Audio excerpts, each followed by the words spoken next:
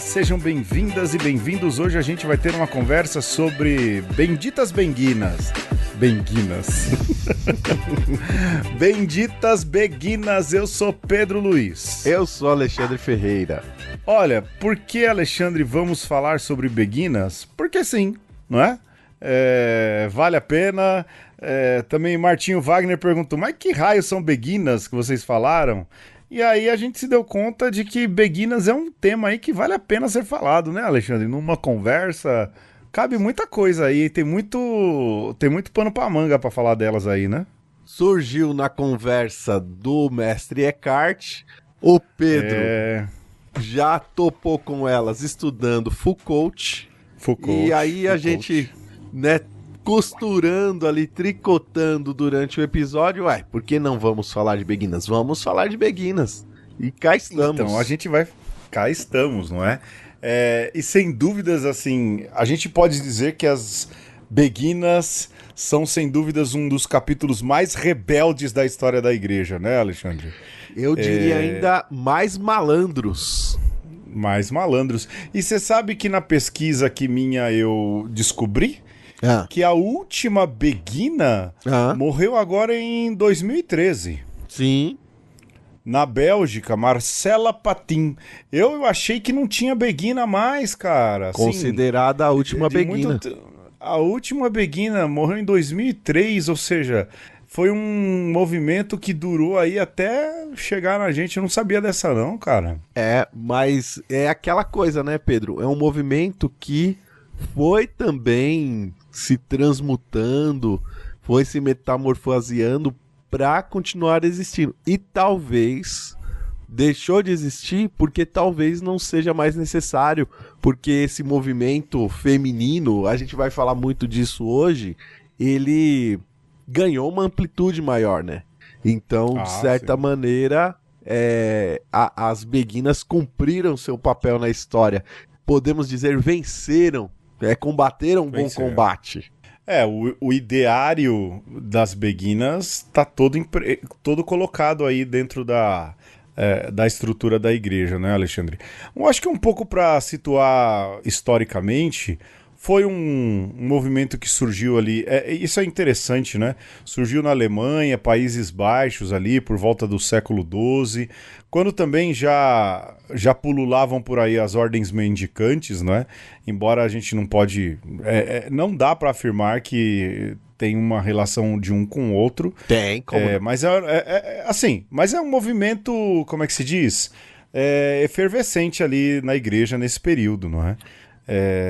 Pedro. E elas surgem num lugar bem diferente, né? Países Baixos, Alemanha ali, que historicamente prezam por uma independência também, né? Também, né? Eu acho que até elas ajudam a essa independência acontecer, mas não dá para dissociar a experiência das ordens mendicantes ao surgimento do movimento das beguinas, e não dá para dissociar, Pedro, do que veio antes, né? Que uma página muito obscura da história da igreja, que a igreja não gosta de falar, né? Que são os cátaros, né? Então, cátaros... Verdade, né? São os pais das beguinas, mas também das ordens mendicantes. Você quer falar sobre isso? Então, rapaz, eu tô lembrando aqui dos cátaros, dos albingenses, né? E de fato, né, faz muito sentido. Mas, Alexandre, dentro dessa questão, né, dos cátaros aí como pais, de certa forma, das ordens mendicantes, muito associados aí, lógico, também às beguinas, e as beguinas também entram, eu acho que pra gente tirar Foucault logo, vamos assim dizer, como é que se diz? Tirar Foucault da conversa, da sala, né? Que todos eles podem ser considerados como movimentos de contraconduta. Inclusive, quando o Foucault fala das beguinas, ele fala disso, não é? De movimentos de contraconduta. E o que são movimentos de contraconduta? Primeiro, definir o que é conduta, não é? Que tem a ver com o modelo de governo das pessoas do pastorado, em que o rei é o pastor, os súditos são as ovelhas. Esse modelo é babilônico, não é? Depois é refinado no judaísmo e finalmente mais concretizado no cristianismo. Gera um tipo de governo que o Foucault fala que é o tipo de governo atual, não é? Em que você governa naquilo que há de mais íntimo, enfim.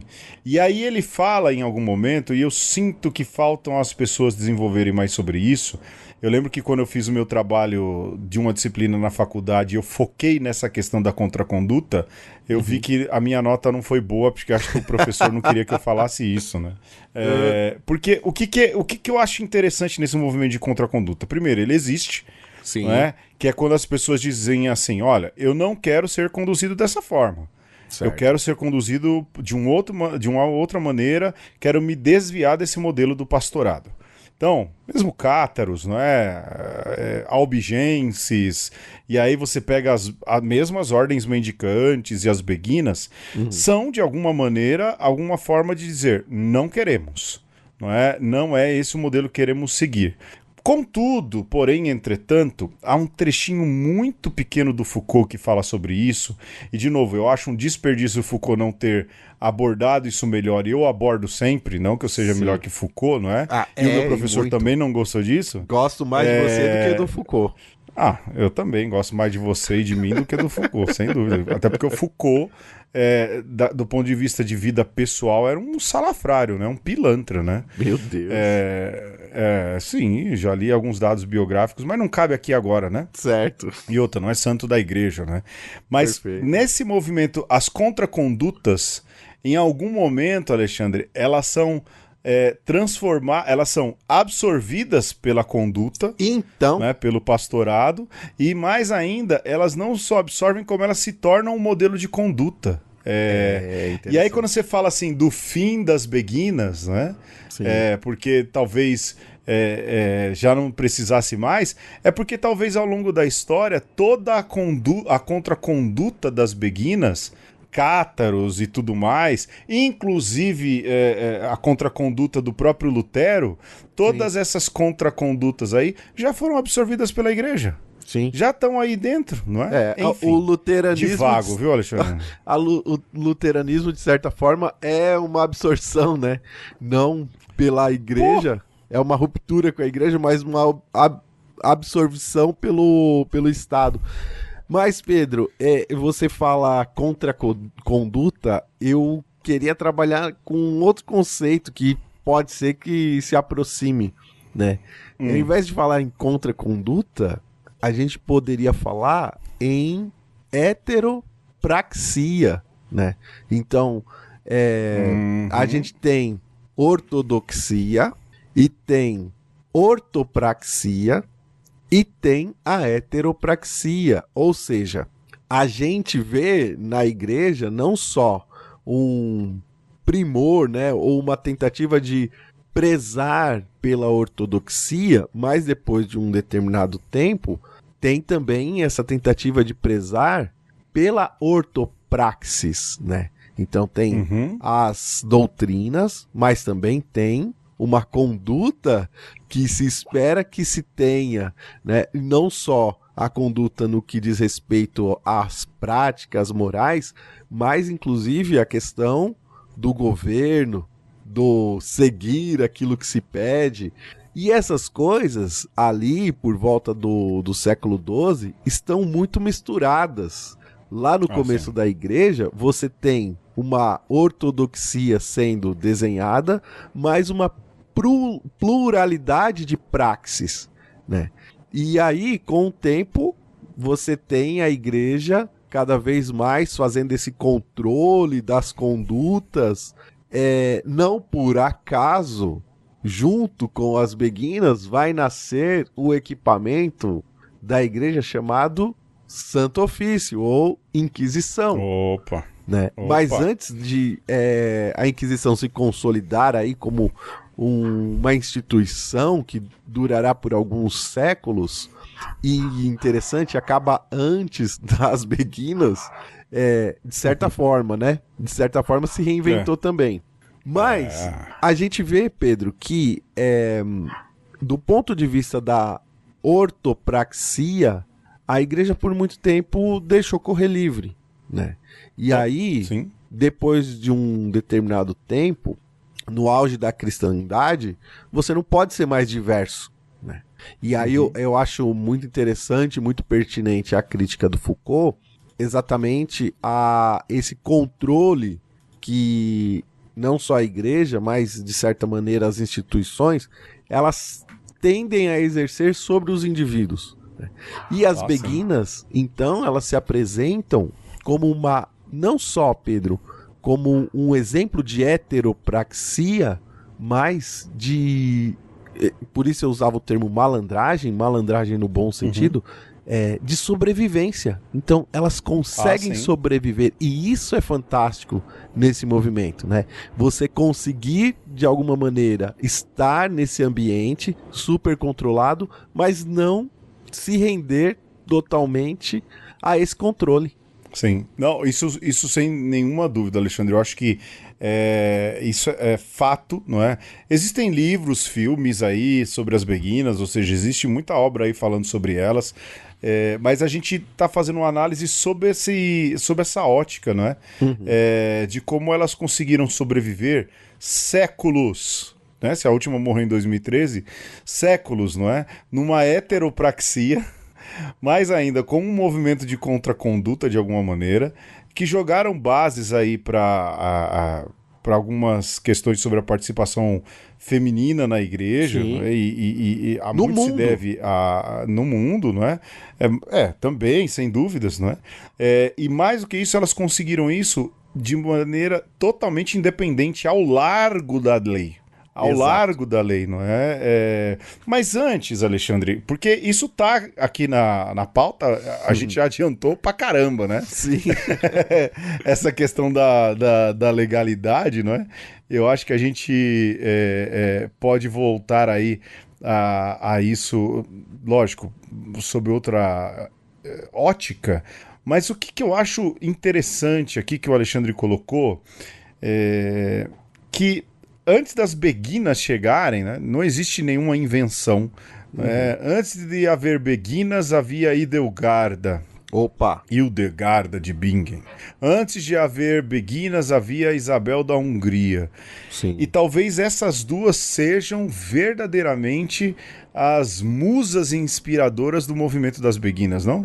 Ou ainda seria um germe, algo que mostra que esse movimento e essas experiências já estavam, de alguma maneira, ali, né? Porque geralmente a gente pensa a Idade Média sempre como um recorte. E também a Idade Média ela é plural, né? Afinal de contas, 1000 anos de história, desde de Constantinopla e mais ainda, né? Desde a Romênia até a Espanha, é um território vasto pra caramba. Sem a gente falar em outras experiências. Mas eu coloquei aqui pra gente falar da Hildegarda, que hoje é santa e é doutora da igreja, e merecia, com certeza, né, um episódio só dela. Mas a Hildegarda, ela era uma religiosa, ela era uma abadesa, ali no século 10, 11... alguns anos antes da experiência das beguinas. E Pedro, ela já tinha todo uma independência que quando a gente pensa em Idade Média, não é normal a gente pensar, né? Então, as coisas no monastério da Hildegarda acontecia do jeito dela, ela colocava as coisas, né, bem assim, características. De alguma maneira, uma patrona da botânica, uma patrona da ciência, musicista e visionária. E aí depois a gente pode voltar à questão das visões e tudo.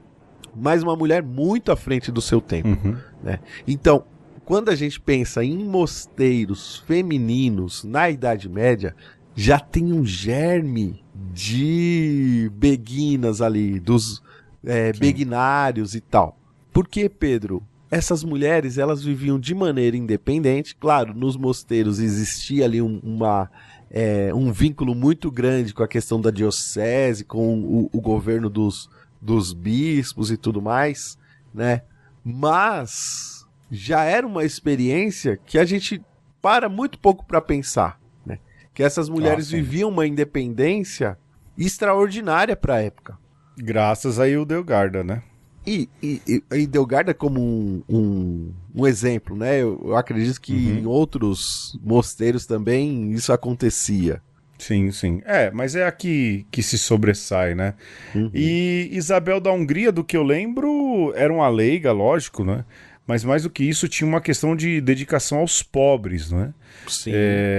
E que, de alguma maneira, mostrava aí uma santidade laica, de ajuda, de abnegação, de ajuda aos pobres, que também, além da organização independente, além da questão da intelectualidade, a gente vai ver isso daqui a pouco, não é? Mas quando o Alexandre fala da heteropraxia, de uma praxis de caridade sem par, não é? Os beguinários eram lugares ali de vivência, de convivência, mas também eram lugares de acolhida, não é? E as beguinas tinham esse papel de dedicação radical aos pobres, a tentar sanar as mazelas sociais. É daí que vem essa inspiração, Alexandre? Sim, a experiência da Santa Isabel, ela já está historicamente muito mais próximo do surgimento das beguinas. E o que é interessante a gente olhar para Santa Isabel? Ela era de família nobre e ela pega a grana, né, da família dela e leva para o convento. Ela faz a experiência conventual ali como franciscana, larga tudo e vai morar no convento. Só que é isso, não tem como, né, Pedro? O dinheiro manda. E ela aparelha esse convento. Então, a caridade que ela faz é num nível que não é só da mendicância ali, né? Vou fazer um pão aqui pro pobre. É uma caridade estratégica. E isso é muito interessante porque os begnários vão assumir também essa postura, né? Muitas dessas mulheres que vão depois compor este movimento, elas trazem posses, né? Organizam a comunidade e se tornam mulheres independentes, organizando a vida em torno dessa comunidade, né? Só que com algumas coisas diferentes do mosteiro. Por quê? Durante toda a Idade Média, os mosteiros ajudam a organizar a vida, né, no entorno. E aí tem que pensar também o monastério da Idade Média não só como uma casa circunscrita, né? Você tem que pensar mais como se fosse uma fazenda ou algo ainda um pouco maior que isso. E os begnários, eles não estão separados da vida urbana ou das vilas. Estão inseridos, só que, de alguma maneira, impactando, né, na vida dessas comunidades, digamos, seculares, como uma força que faz com que essas comunidades funcionam. Então, a Santa Isabel da Hungria é um desses exemplos de mulheres protagonistas que fazem a coisa funcionar e diferente dos modelos masculinos, porque são mulheres, porque trazem um olhar diferente, né? Então, isso é formidável, seja em Hildegarda, seja em Isabel e seja depois nas outras mulheres, porque elas trazem um olhar feminino, de cuidado, de ruptura, de certa forma, com aquilo que está sendo feito, porque olha a coisa de uma maneira diferente. Sem dúvidas. E assim, Alexandre, à frente, não é? É indubitável, né? Como você já disse, a importância dessas figuras femininas e esse traço feminino nesse fazer caridade, mas mesmo nesse traço feminino de se fazer até o discurso intelectual, não é? As beguinas produzem, não só no trabalho caritativo, mas elas também produzem muita intelectualidade, não é? Sim. E talvez aquela que seja a mais perigosa do movimento, pelo menos a visão da igreja, o Alexandre falava aí do Santo Ofício, né? Que é Marguerite Porete, né? Ou Margarida Porete, que era uma beguina francesa, porque esse movimento ele se espalhou pelo território europeu, não é? Escreveu muito, e em 1310 a Margarida foi queimada na fogueira, porque pediram para que ela retirasse o livro O Espelho das Almas Simples, e ela se negou a isso, não é? E se negando a isso, então ela acabou, por manter a personalidade, a força feminina, queimada na fogueira, não é? E o que consistia, basicamente, não é? Em resumo, o Espelho das Almas Simples?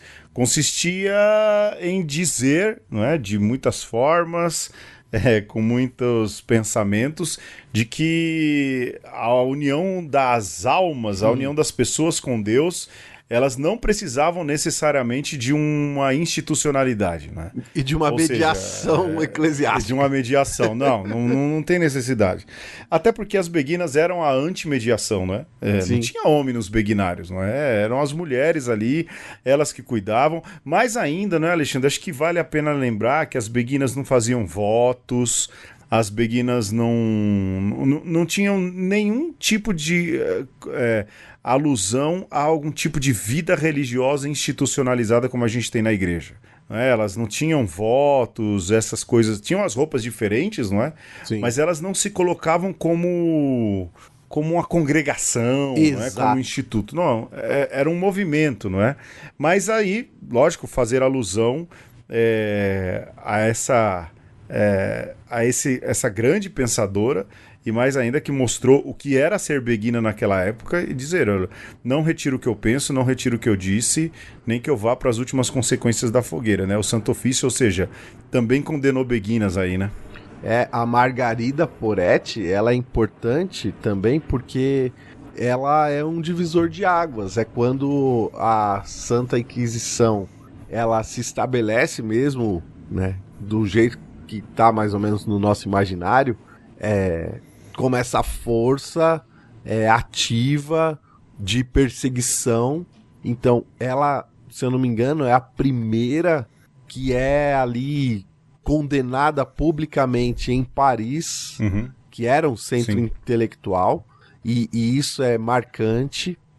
Ela é também uma beguina da primeira hora, que é itinerante. Ela, mais do que determinada por um tempo e um espaço, né, que era próprio desse período. Por exemplo, Tomás de Aquino, né, Boaventura é de Banho Régio. A Margarida, ela é livre, né? Ela caminha, ela transita e ela vai levando as suas ideias. E isso tá no campo da heteropraxia, né? Quer dizer, como que pode? Essa mulher andando por aí, espalhando essas ideias, pregando, levando esse livro aí suspeito. Então, tem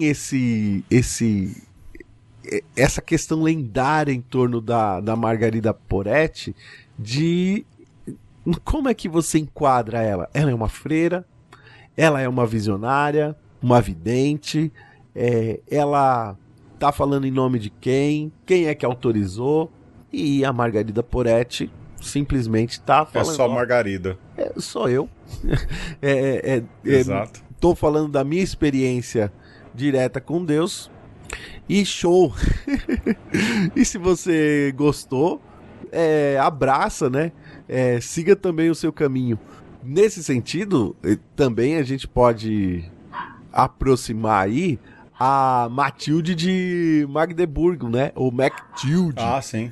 Que também é uma beguina de primeira hora, que também tem um livro muito parecido com O Espelho das Almas Simples, né? Ela vai falar da luz fluente, acho que é esse o nome do livro. O termo, sim. Pedro, é a mesma vibe, né? Ela vai chegar às mesmas conclusões. O mais importante do que você, né, estar atrelado a uma instituição, do que a sua fé depender de todo um aparato aí sacramental e um aparato eclesiástico, você pode se conectar diretamente com Deus. A luz fluente da divindade pode vir direto a você. Aí, rapaz, aí a cristandade vai ficar de cabelo em pé. Mexe no status quo, né? É um perigo porque muita gente pode perder poder, né? Ou seja, é um exemplo aí de uma contraconduta colocada em excelência, né? Quando o Alexandre falava também de Paris ali como um centro fervilhante intelectual, não é? Eu acho que vale a pena, de alguma maneira, a gente recordar aí pelo menos 3 comunidades, né? Uma delas acaba se tornando o berço da intelectualidade católica naquilo que diz respeito à contraconduta também, né? Até hoje tem um certo problema, que são as comunidades de Helfta, que era um centro de mística intelectual, assim, muito, mas muito conhecido. As pessoas iam até Helfta também conhecer ali o trabalho da Gertrudes, né, de Helfta, ou seja, uma outra beguina grande, não é? E o Alexandre colocou aqui também as comunidades de Bruges e Lovaina, que eram os maiores beguinários, né? Sim. Que eram verdadeiras pequenas metrópoles dentro dessas cidades, e essas mulheres viviam ali de forma totalmente independente. Um discurso de zona de proteção feminista muito grande, não é? Sim. O Rio de Janeiro tem os vagões, os vagões para as mulheres. As beguinas criaram cidades, né? Em que as mulheres eram totalmente protegidas, né? E mais do que isso, Lovaina depois se torna, na Bélgica, né, um centro emissor de muito conhecimento teológico progressista, acho que a gente pode usar essa palavra, né, Alexandre? Sim. De lá, de Lovaina, vieram as cabeças mais criativas aí desse período teológico.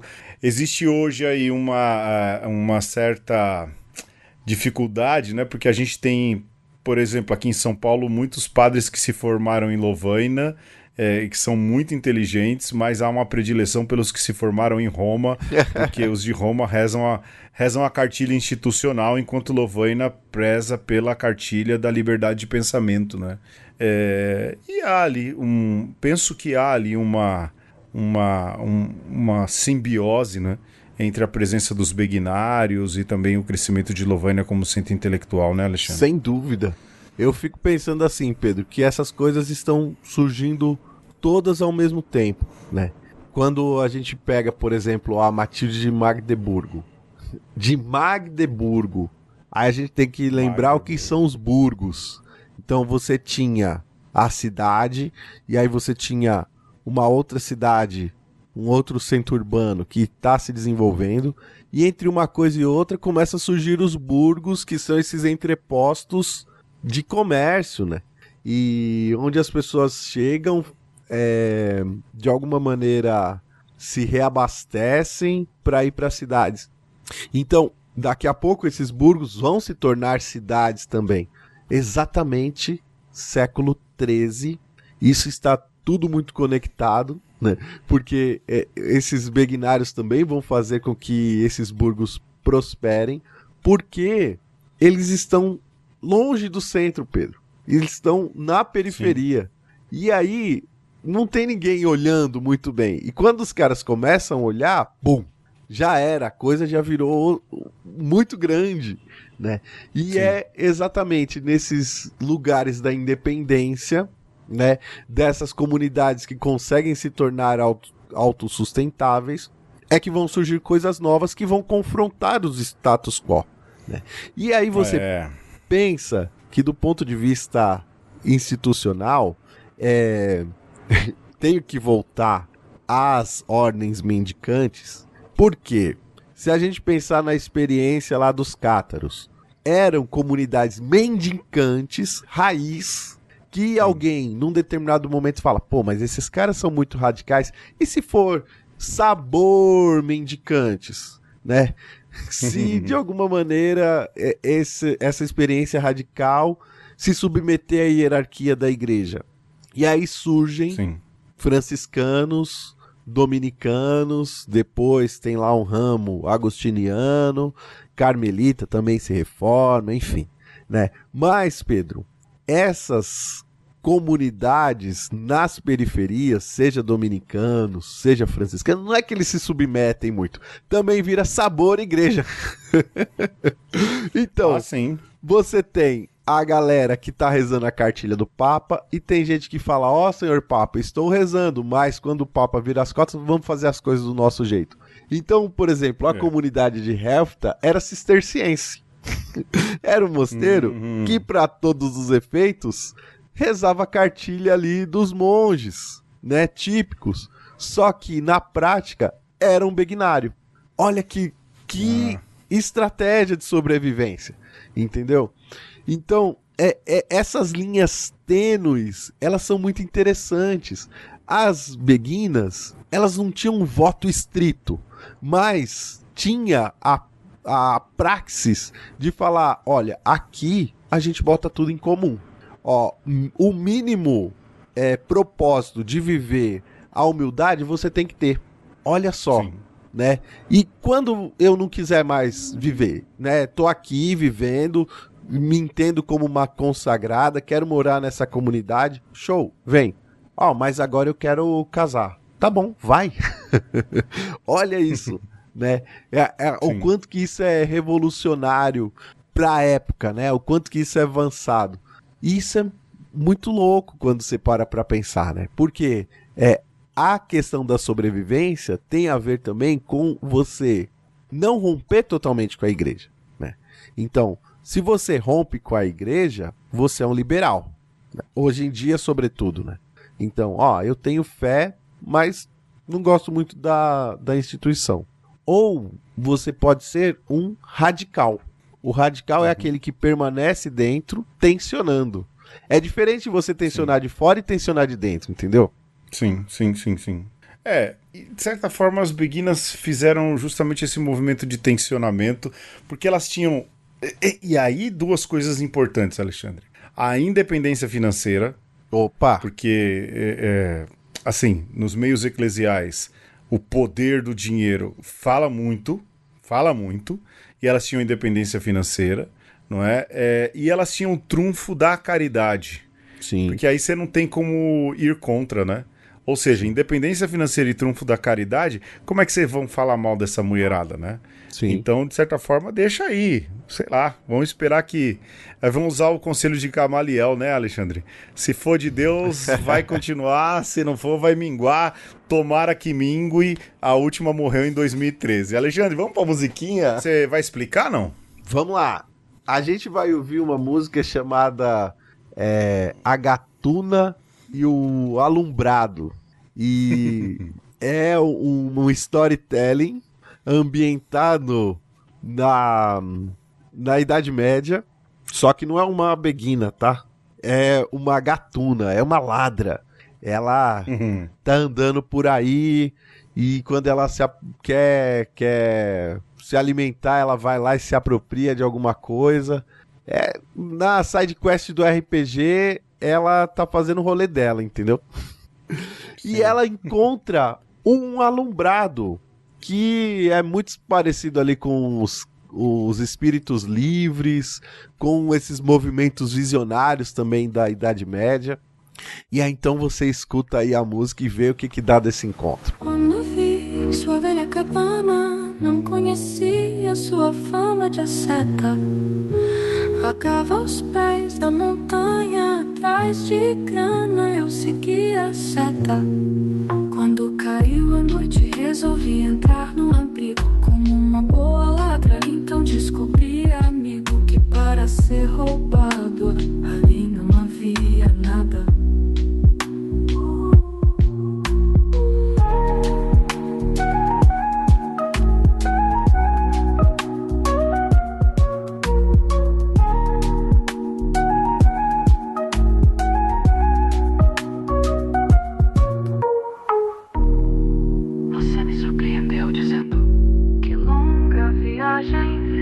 Ao me visitar sem levar nada, tu não podes voltar. Eu tiro minhas roupas para te presentear. Meu riso foi perplexo, pensei adeus e agora deve ser falta de nexo.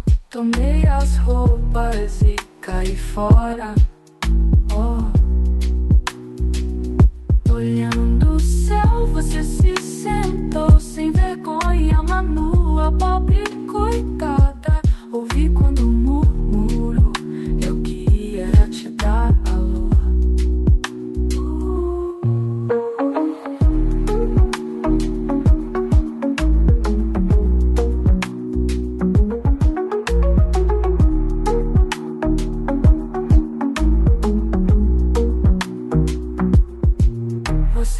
surpreendeu, dizendo que longa viagem fizestes ao me visitar sem levar nada. Tu não podes voltar, eu tiro minhas roupas para te presentear.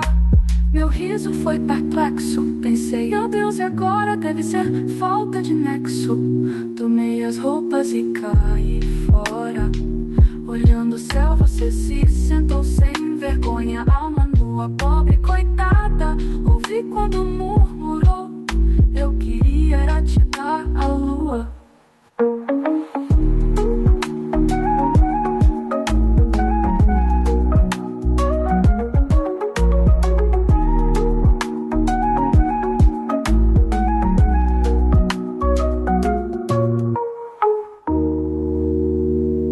E nesse episódio nós estamos falando sobre as benignas beguinas, ou era benditas beguinas?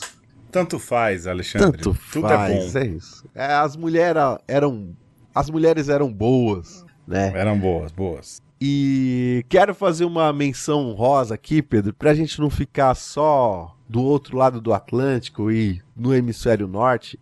As Icamiabas, que eram mulheres independentes que viviam ali próximos ao rio Yamandu, que depois alguém resolveu chamar de Amazonas por conta delas.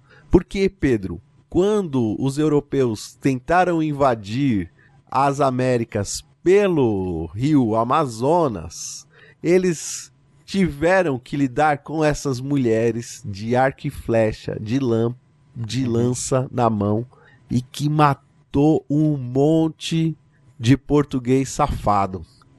Sim. E é um movimento de contraconduta também, né? A gente tá falando desse poder feminino e queria fazer aqui esse recorte histórico aqui das Icamiabas, pra gente lembrar que em 1500, desse lado aqui do Atlântico e desse hemisfério sul, também tinha umas mulheres fazendo alguns homens coçarem a cabeça e falar, caramba, mano, e agora o que a gente faz?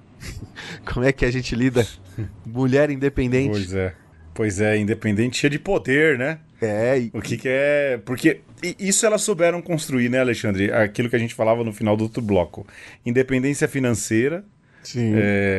E a moral que só a caridade consegue trazer. Você não tem como contestar isso, entendeu? É incontestável o bem que elas fazem. Então, você vai fazer o quê? Né? Tem que aguentar. Tem que aguentar. E isso elas... E outra, e tem a questão da intelectualidade também, né? Porque não eram... Sem desvalorizar, né? Mas não era um bando de três loucadas, como dizia Padre José Miguel, nosso reitor, né? Na verdade, a questão da intelectualidade, ela era muito importante nos beguinários, né? E fomentava, né, essa intelectualidade, né? Não só para mulheres, mas também para homens. O que acabou reforçando, né? Trazendo aliados importantíssimos para o lado dessas mulheres. Ah, sim. Elas tinham gente muito poderosa, governantes aí do lado.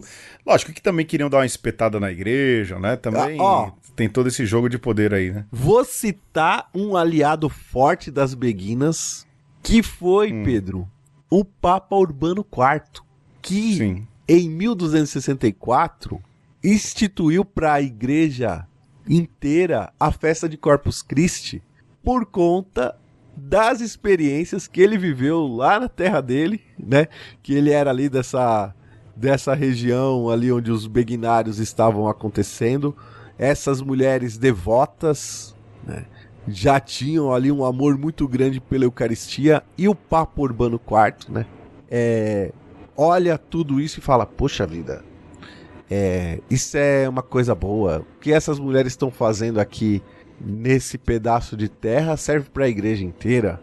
E leva então essa experiência, né, do amor e da expressão pública do amor pela Eucaristia para todo mundo. Olha só, quem diria? Bonito. Agora, Urbano IV não é o que acolheu São Francisco também, não? Rapaz, não lembro. Era um Urbano, né, que acolheu São Francisco? Acho que é outro, porque ele já tá um pouco mais antigo. mais pra frente, Mais pra não frente, é? é. Mas era um urbano, não era? Eu lembro que era um urbano também. Quero devia crer que ser. sim.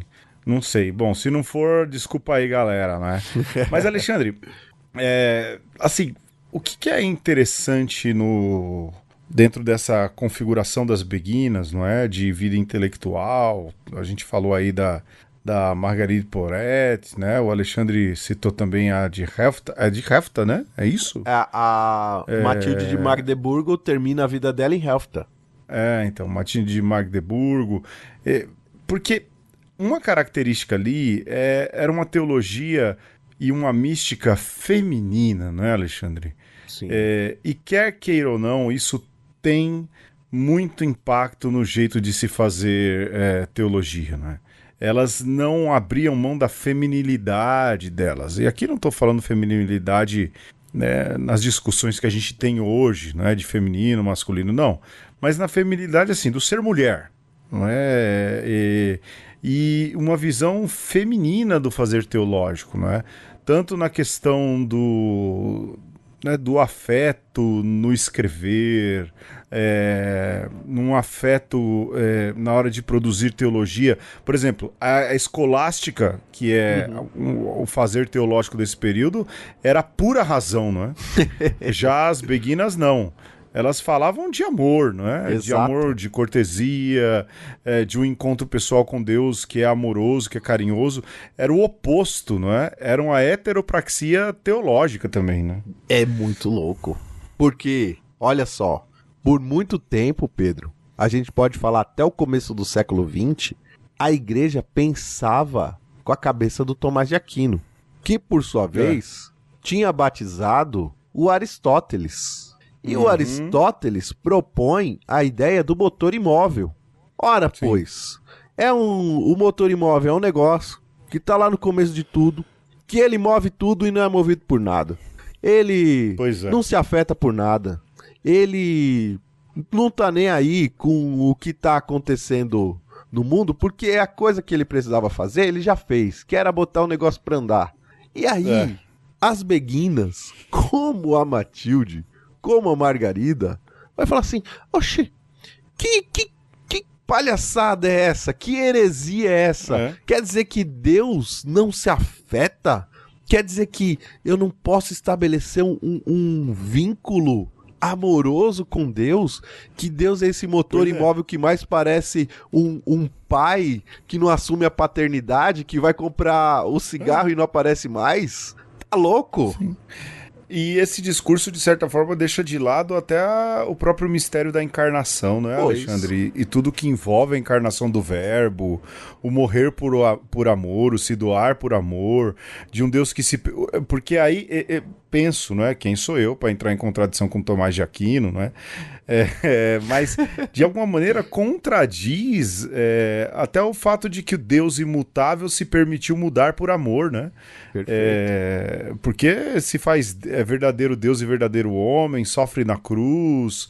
Eu estou preparando uma aula que gravita um pouco sobre isso, né? Sobre a filosofia ali, Niceia e Constantinopla, e as discussões passam por aí, não é? Então, quando você pega todo esse cartesianismo de razão da teologia escolástica, colocado aí sobretudo por Tomás de Aquino, não é? Quando elas vêm com essa contestação, não é só por questões afetivas e porque são mulheres, mas é porque é um problema teológico mesmo, de verdade. Sim. Não é? Porque é um problema muito sério, porque Deus se faz um Deus de relação. E aí, a partir do momento que você coloca Deus nesse outro patamar, você descredibiliza a própria encarnação. Não é? Então não é de novo, repito, não é uma questão somente de porque são mulheres, são mais afetuosas, mas tem um pano de fundo teológico muito sério. Sim. E ao mesmo tempo, claro, isso é um recorte de Tomás, né? Certamente Tomás vai contornar não tô falando isso, mal de... né? Mas, Pedro, esse olhar complexo Tomás teve, mas os tomistas não tiveram. E as cartilhas, né, as apostilas que fizeram do tomismo do século XIV até o século XX... Até o XXI. O XXI também. Olha, O meu pároco fala que tem muita gente que fala de Tomás de Aquino, mas que na verdade nunca leu um Tomás de Aquino direito. Então, lê só os tweets sobre Tomás de Aquino. Só. Então, aí é que tá, né? O olhar, e por isso que as beguinas hoje são retomadas, né? O pensamento dessas mulheres tentaram apagar, Pedro. Tentaram queimar. Quando fala de a Inquisição queimou em praça pública os livros, tá falando do livro de Margarida Poretti, que Exato. sobrou, e basta ter sobrado um exemplar e o pensamento é bom, ele retoma. E na hora certa ele floresce. Então, hoje em dia, esse pensamento está sendo retomado e a cartilha do tomismo, né, o tomismo acochambrado, ele é refutado e contestado porque você tem um pensamento de pujança, né, do mine mystique das beguinas, né, que é a mística do amor, que é essa relação afetuosa, que manteve a chama viva, que vai influenciar os caras como o cara que eu gosto, como que é o nome? Mestre Eckhart, né? Sim. E os caras que seguem ele depois, como o John Tauler, e depois toda a reforma protestante também de alguma maneira retoma, que é a ideia, Pedro, de que você precisa ter uma relação pessoal, um encontro pessoal com o divino. Que recentemente era a coisa que mais o Papa Francisco falava, né, Alexandre? E Dom Cláudio também, de feliz memória, a gente ouviu ele falar muito, né, Pedro? Dom Cláudio bastante, né? Talvez porque sentavam ali perto um do outro em muitas ocasiões, estiveram juntos em Aparecida, né? Mas o Papa Francisco falava isso e Dom Cláudio, de fato, a todo tempo que a gente o encontrava com ele, ele falava, olha, é necessário que a gente promova com as pessoas um encontro pessoal com Jesus, não é? E isso tá ali, né? Pelo menos como ponto basilar para as beguinas, para o fazer teológico delas também, não é? Agora, uma outra coisa que havia ali nas beguinas, lembrando do Francisco Martins, é ora-te, labora-te, se não dá o fora-te, né, Alexandre? Isso é fantástico se a gente parar para pensar, né? Que as beguinas, elas rompem com a ideia da vida contemplativa, onde você está só, enclausurada, rezando pela santidade do mundo. Mas também não abre mão da vida de oração. Então, nos beguinários, se rezava a liturgia das horas, porque para elas, a mística delas era da Marta e da Maria. E então, não era só um encontro pessoal para eu ficar aqui no quentinho com Deus. É longe disso. É longe de uma mística e de uma espiritualidade egoísta. E aí, Pedro, tem uma questão de contraconduta teológica muito forte, porque se na universidade, na cátedra de teologia, você vai se amparar nos padres da igreja, na Bíblia como argumento de autoridade, essas mulheres que não podiam acessar esses lugares, elas vão se apoiar no encontro pessoal que dá a elas a visio, né? A visão direta da experiência com Deus. Então, não é que elas estão falando daquilo que elas leram na Bíblia. Elas ouviam a Bíblia, elas ouviam as pregações, só que elas falam que a autoridade que elas têm para fazer a teologia, para propor a espiritualidade delas, vem desse encontro direto. Então, por isso são videntes, por isso são clareaudientes, escutam Deus, veem Deus nas coisas, porque na hora que alguém chega e contesta, mas tá, onde é que tá isso na Bíblia? Qual foi o santo da igreja que falou isso? Elas dão a carteirada, não. Eu tô falando da minha experiência com Deus. Sim. E aí falam isso dentro de um contexto intelectual de muita credibilidade, não é? E de uma organização que as beguinas tinham, que garantiam a elas o direito de falar que sim, são as minhas experiências pessoais e ninguém julgar, não é? Porque Sim. isso vai daquilo que era o modo com o qual elas se organizaram e que tiveram ali a própria autonomia, né? Me chama muito a atenção, e eu repito, não é? O fato de que elas tinham uma total independência do ponto de vista legal da igreja, né? E de certa forma, como o Alexandre disse, tinha muita gente aí que patrocinava as beguinas, né? Você tinha reis patrocinando, condes, ducados, não é? Que de alguma maneira traziam para perto de si ou para o seu governo e livrava as beguinas aí dessas jurisdições episcopais.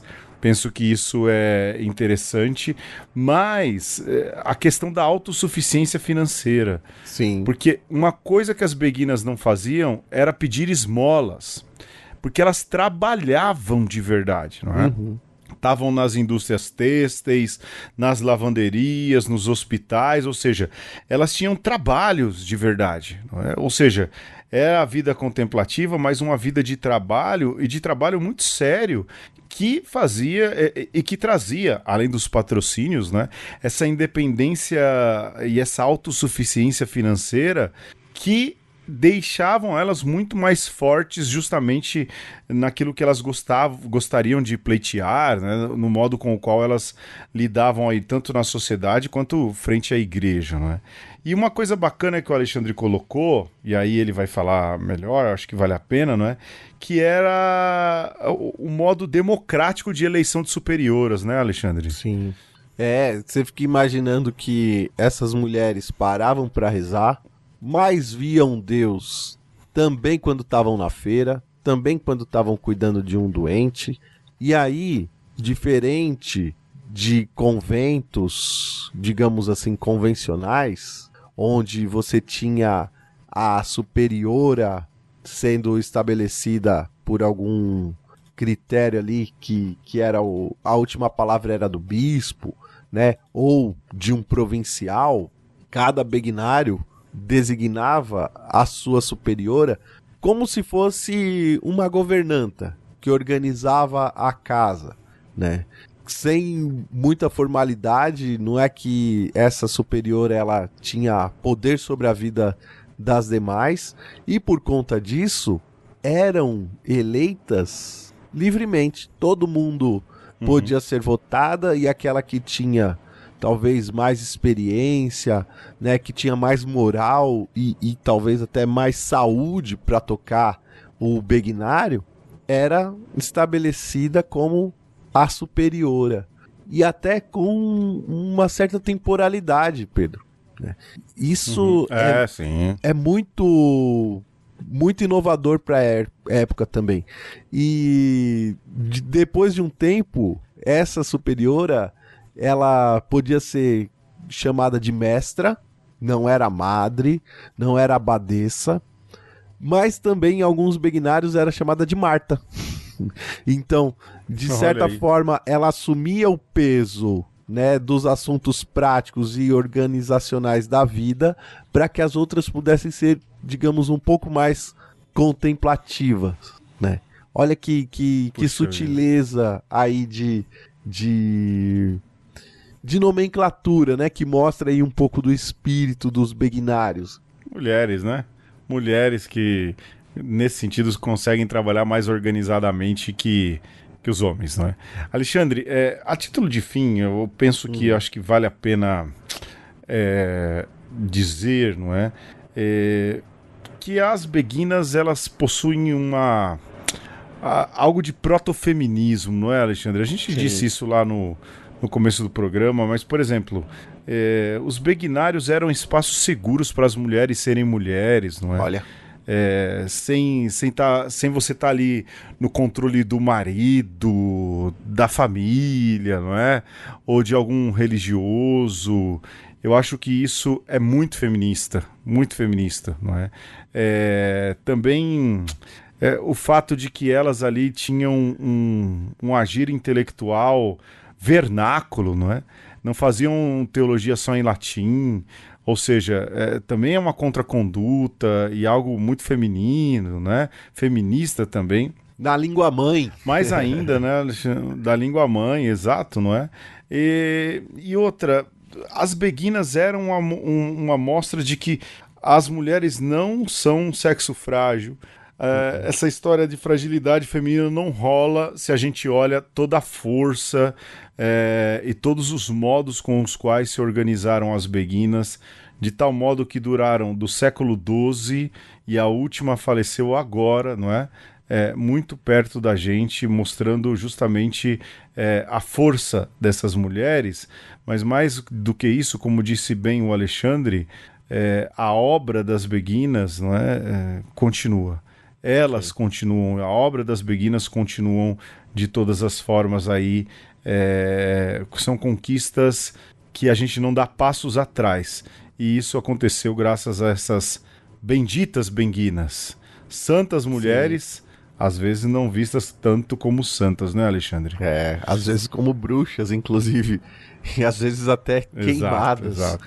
Mas, Pedro, eu queria dizer, né, nesse final, aqui estamos 2 homens falando dessa experiência eminentemente femininas, ainda que teve lá os begários, né, que era uma espécie de beguinos.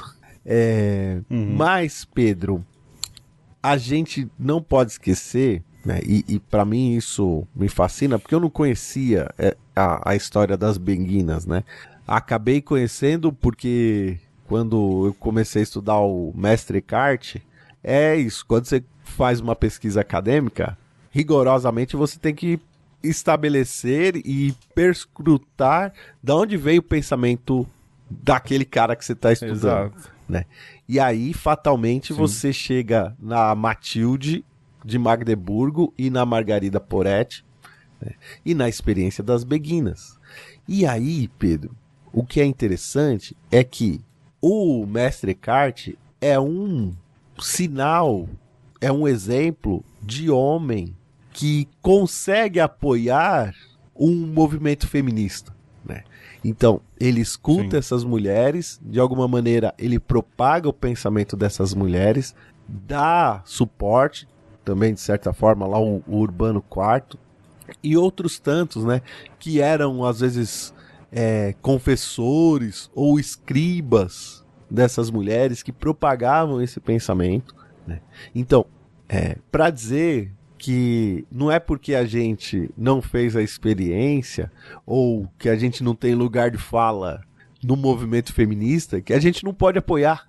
A gente, enquanto homem, tem que fazer a nossa parte de ser antimachista, de dar vozes às mulheres, de exaltar as mulheres que estão perto da gente, falando aquilo que a gente não consegue nem entender às vezes, porque homens que somos limitados de pelo menos 50% aí da experiência humana, né?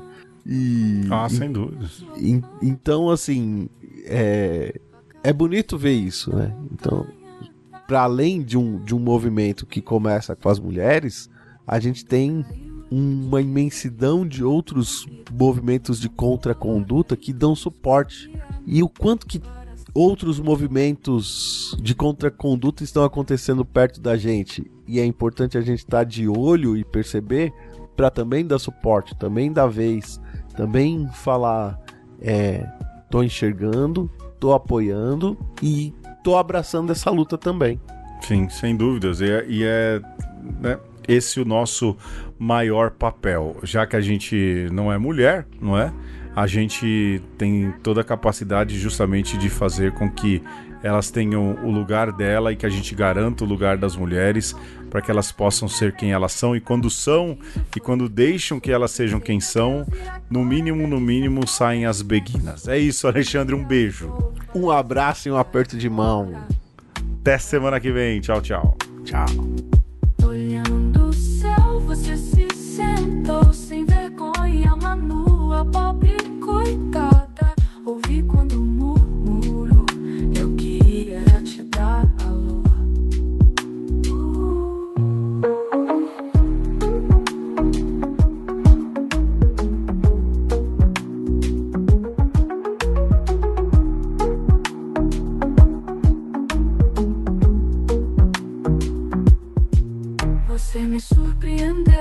dizendo que longa viagem fizestes ao me visitar sem levar nada. Tu não podes voltar, eu tiro minhas roupas para te presentear. Meu riso foi perplexo, pensei, oh Deus, e agora deve ser falta de nexo. Tomei as roupas e caí fora. Olhando o céu, você se sentou sem vergonha, alma nua, pobre coitada. Ouvi quando o murro